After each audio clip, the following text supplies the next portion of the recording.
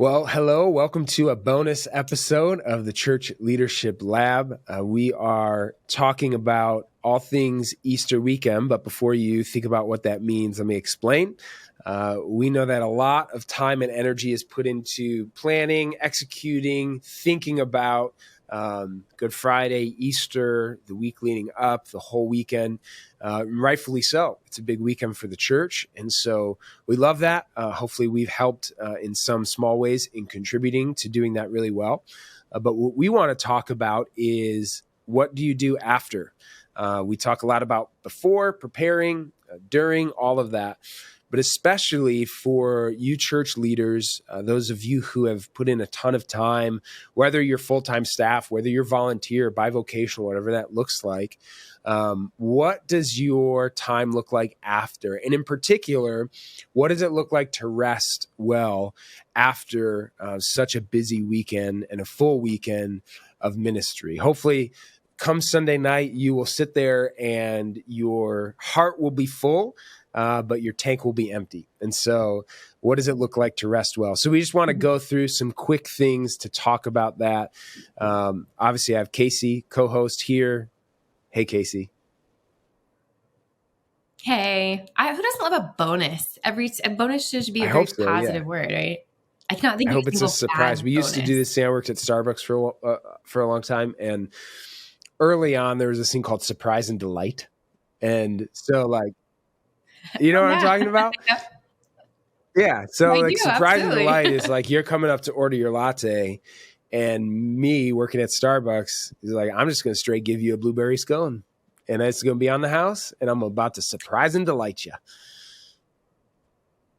So I know that biblically we are actually not supposed to announce when we're fasting, but my church is fasting the 12 days leading up to. So we're for fasting right now. And the Mexican restaurant where I went to meet my mother for dinner the other night, well, I'm just enjoying her company while she's enjoying her enchiladas. They surprised and delighted us with, "Hey, you won free sopapillas." I'm like, oh, no. So I guess a bonus isn't always a great thing. It's great. It's just not on time. So maybe I'll hopefully have to save that. I mean, if you're fasting from podcasts, you're probably not even hearing this anyway. So That's a really valid point. Oh, man, that's brutal. So anyway, we wanted to just provide this episode and walk through. We have 7 ways to rest well after this upcoming weekend, Easter, Good Friday. So we're going to jump right into them. I'm going to start with number 1. The first one is this: unplug. So number 1, unplug. And here's what I mean by that. Specifically, get off of social media and hopefully get off of your phone altogether. The amount of time spent on those things and like just the way that can hinder rest, I think is really big. And sometimes we think of rest as like, oh, I just want to sit and do nothing. And actually there's some like proactive things that we need to do, which I know we're going to talk about here in a little bit. But one of the things that I think is really important is to get off the screen, is to stop scrolling social media. Especially, I know I've had this. I don't know if you've experienced this, Kacie, either. But after a big weekend of ministry, which other churches have experienced as well, and I'm on social media, is there's sort of this sense of, and again, maybe it's because I'm a perfectionist, but I have this sense of like, oh, we didn't do that. No. We didn't, man, we didn't do it. Ours didn't look or sound like that. Or, man, that was a super good idea. I should have thought about that. Or, you know what I mean? That sort of comparison game. So. Yeah, that's a real fast way to steal my joy after I know that I've executed something with excellence or to the best of my ability, is to then compare it to the best of someone else's ability. I am a gold medal winner in that sport. So just like eliminate the temptation. I have a black belt in comparison. Break. Yes. I love that. Yeah, we're really good at doing that. So how about we remove it? And I love that you said rest well, not just rest. So to be actually really good at that, that's a great number 1. I think you're speaking to me. This feels personal, Scott. Yeah, absolutely. All right, give us number 2, Kacie. All right. Number 2, to me, this is going to sound almost obvious, but we got to think about it, is spend time with God. Again, of course, this podcast is for anyone, but it's especially for church leaders, whether you are on staff or a volunteer. So, man, during this Easter season, we spend a lot of time around God or preparing for other people to be with God, which can sometimes allow us to not have our time. I know I've been guilty of that. So if we are resting well, knowing that all this preparation that goes into this big weekend immediately after, because we were talking like immediately after, right? Sunday night, Monday morning, that very next week, spending time with God in that time of rest, preferably in some kind of silence and solitude, really meditating and in scripture. So super practical, my favorite word. We have provided a reading plan, a specific reading plan for resetting. So the link to that will be in the notes. So not just around God, but specifically with God, just really you and him. All right. Number 3 is this, get outside. Now, ooh. I will give a caveat for those of you who have chosen to live in places where Easter's like not always the best weather. This may be a little challenging, but I think for most, hopefully, you can actually get outside, take a walk, go for a run, sit out in the sun if the sun is shining. Again, it may not be possible. Hopefully, a lot of us can do this, and there's a couple of reasons.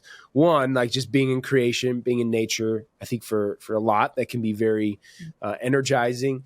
There are some specific things, like whether it's sunlight and vitamin D, or just some of that and the way that affects our physical health or mental health.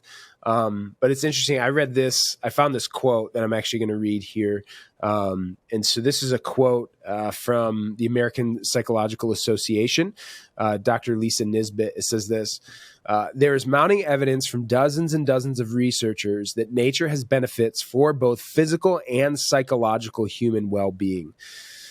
She goes on to say, you can boost your mood just by walking in nature, even in urban nature. And the sense of connection you have with the natural world seems to contribute to happiness even when you're not physically immersed in nature. So essentially, even getting outside, being in the world that God created, has those lasting effects even when we go back inside and that sort of thing. So whatever you're doing, if possible, go ahead and get outside. Even if it requires a jacket and gloves and scarves and snow boots, but also you chose that. Yeah. you don't blame us for your bad decisions, okay? Which I'm not being serious, because I live in a place where sometimes it snows on Easter. So I get it. You're speaking yourself. See? Number 1 was for me. Number 3 was for you. I see what we've done here. All right. Number 4 is a little bit of like a 3-part 2, is move your body.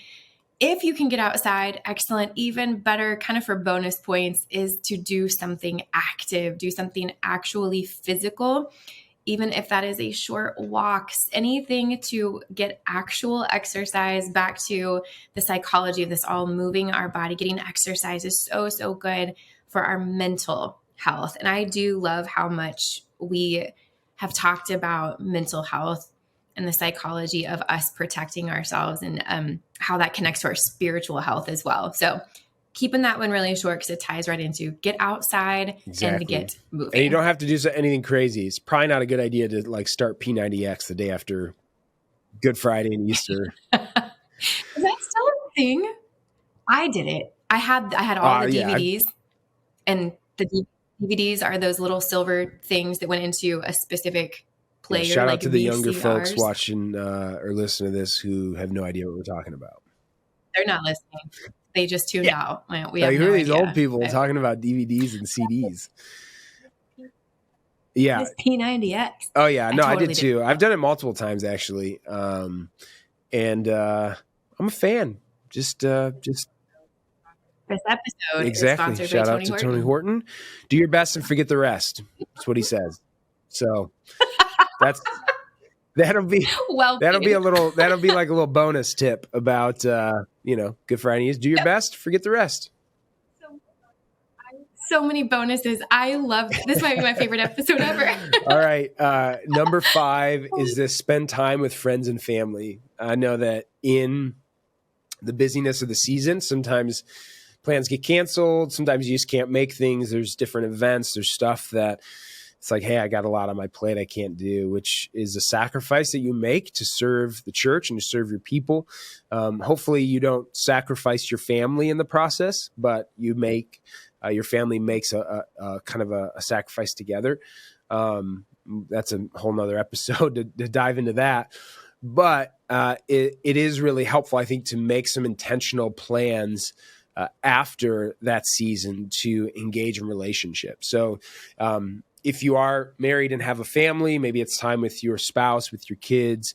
Maybe you're single and it's connecting with your community, your friends, just planning something fun to do and to have those times to kind of engage and to make up for those moments that you lost. I think that can be really helpful relationally, but it also, I think, is helpful to kind of avoid a ton of isolation as well. Now, maybe you're an introvert and you're like, isolation sounds amazing because I was just with people nonstop. So I think planning on a lot of that is good, but we're also relational beings. And so we are created, even the strongest of introverts is still created to be in connection and relationship with other people. So make some of those plans, spend time with friends and family. And I think that's going to really help in resting and recovery. I'm going to add to this one really quickly before we move on, because this was me for like the first 10 years that I lived thousands of miles away from my core fit, my parents, my brother, when we were in full-time ministry. And Easter, Christmas, all those very family-oriented times, like, well, what do? I can't be there. I'm going to work. I'm going to be leading 15 services this weekend. So we made a decision early on. We will pick a day, either a month before, a month after, a week, whatever. That's Christmas this year. It's not like January 12th. It doesn't matter. It was ours. So acknowledging, hey, this is a sacrifice and it's a good one, but it still stinks. It still kind of hurts that I don't get to have this family thing on the day that everyone else gets to. And not pretending like that felt great.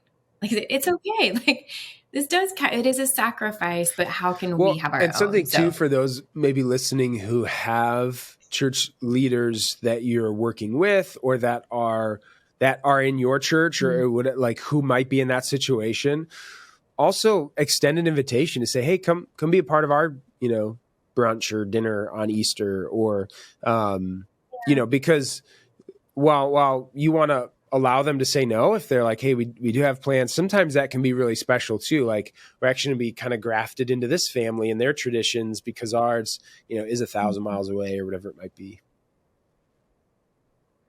As you said, that two families are so vivid in my mind that when I was, 24 years old, I said, congratulations, you're part of our family now because we know that you're thousands away from yours. And they still to this day, that's Mama T. Shout out to Mama T. She knows who she is, and she's Mama. She adopted me when I didn't have family close by. So yes, adopt your local pastors who are young and away from their families. Adopt a pastors program. Yeah. I love that. Okay, sorry, we'll move on. Number 6 is express gratitude. I have a terrible memory. Yep. I don't know about you, Scott. The older I get, I feel like, man, like things just happen so quickly. And you're on to the next thing, the next thing, the next thing. I go, what even happened? Like, I know I was there. I know it was great. But man, it's a blur. And long gone are the days of printed photos and scrapbooks where we build memories. So pause during that unplug or during that nature walk, whatever it is, and write down or make a voice memo, host a podcast, and just listing all the really good things that God did and how he showed up, the life change stories, even the things that we don't know happened. Just think, God, thank you for the things that I may never even hear about, but all the good stuff that I am trusting took place. and that I got to be a tiny part of pausing to express gratitude, put pen to paper or speak it out loud, share those stories so that we don't get lost in the tactical, but we really just get to pause and express gratitude and celebrate before we move on to the next thing. I was just talking with a friend who's a lead pastor, and we were talking about how in ministry, so much of the work, the time you put in, the all of it, you don't necessarily see the immediate return. Actually, we were talking about how we enjoy like building something or yard work or, something really tangible, because so much of your work is spent doing something you might not ever yourself see the return on and see, here's how that work impacted that person. Now it is, but a lot of it might be sowing seeds or, different things like that. So I think too, expressing gratitude is a helpful reminder that no, like there's some really good things happening and God's moving and working, and, that's happening, and that recalling that to the mind is really important.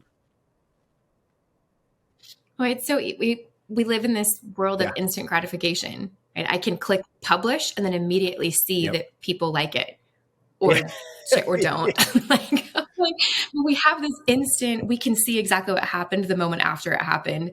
So to express gratitude for something that you may not actually see, but you're trusting that God did, that's pretty powerful. And I need to practice that. I'm not good at it.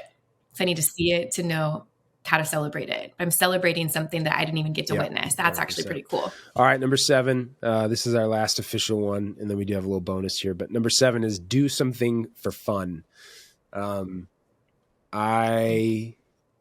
ministry, I was absolutely terrible at this. So just to call it out, didn't have hobbies, didn't really have I was like, what do you do for fun? And my answer was sort of like, yard work. And what's the right answer that I should say? Enter reading, that. Which maybe that is. That's legitimate, but do something for more fun than just reading. Have you found something for fun? Did you ever? Yeah. I like to fish. I really like to fish. Yeah. Okay. That felt a little judgy. You're like, oh, okay. I'm surprised. You don't strike me, but I think that's the beauty. See? Like, you don't know what people do. Yeah, I'm a secret fisherman. I like it. Yeah. A secret fisherman. Are you good at decent. It? Yeah. Or is that not the getting better. Okay. We're not too far from it's like a large pond, maybe small lake. I don't know what we'd call it. Maybe a small lake. So we can get there like in a short period of time and throw some lines in. So that's been the hobby. Someone out there knows the actual difference between a pond and a lake. I know this is really irrelevant, but Oklahoma, from what I've been told, has the largest hill because it is 3 feet shorter than a mountain. Interesting. Someone knows that. Someone knows. Well, Scott, tell me how much blah, blah, blah is. Oh, that's a pond, my friend. Yeah, how much cubic water is it? People know these things. Yeah. Oh, wow. Wow. Well, my bad. I'm so sorry. Yeah, I'm curious. Like, who decides that? Who gets to decide? Yeah, this is going to be the threshold. It's a lot of power. A lot of power. Yep. That is a level of authority that I do not have, my friend. Vice versa. What do you do for fun? If I shared that I like to fish, I was afraid you would ask it. Yeah. A couple years ago, I got into cycling, like bicycling, and it was like, well, how hard can that be? Of course I can ride a bike. Turns out cycling is talking like much road harder. Bike or like BMX tricks or what? Yeah. Oh no, that would no, that is not my jam. I like speed, but not danger. I don't like to get hurt. So no, not BMX, but like cycling, like road cycling. So getting outside and getting active, because I'm not fast, which is great because I can say, hey kids, I'm going to get a 50 miler in. And they're like, that's going to take her all day. I'm like, correct. See you tomorrow morning. You're exactly right. And that is, see you later. So that's an entire day of solitude and nature. And see, I'm listening to your sound of wisdom. All right. On my bike. All right. Are you shooting the bonus tip or am I? Are we doing this together? Okay. preaching to the choir as we are telling ourselves all the good things to do. If you are a church leader and you are listening to this, the bonus tip is you have to lead by example. So you may not be able to do all 7 of these, but if you are not setting aside time, if you are not resting, if you are not doing these things, how is your team ever going to do it for themselves? Because you are not doing it for you. So doing it yourself, leading by example. And I love having accountability. So if you need to send to your team your exact days off, share with them where you're going to be, whatever you want to do, but give yourself permission to not just tell your staff to do this great stuff, but do it yourself, because the strongest endorsement you can give is your own behavior. So be a good example, take time off, go fishing, ride a bike, do whatever. All of the above. That's awesome. Yep. Yeah. Or some of it, all of it. Exactly. Or add to your own we list. hope these can spark, some ideas that might fit you, your context, your life season, but the goal is that you are intentional about resting well after a full weekend of ministry. And so we are, depending on when you listen to this, we are cheering you on this weekend. And if you're listening after, we are cheering on your rest and recovery, and really hope that this is a fruitful time of ministry. We appreciate you listening. We'll be back with our regularly scheduled episodes shortly after this one, but we hope that this bonus episode has been helpful. This episode of the Church Leadership Lab podcast is brought to you by Ministry Brands, the largest provider of church technology software. Over 90,000 churches rely on Ministry Brands for their single platform solution that brings together all the digital tools a church needs.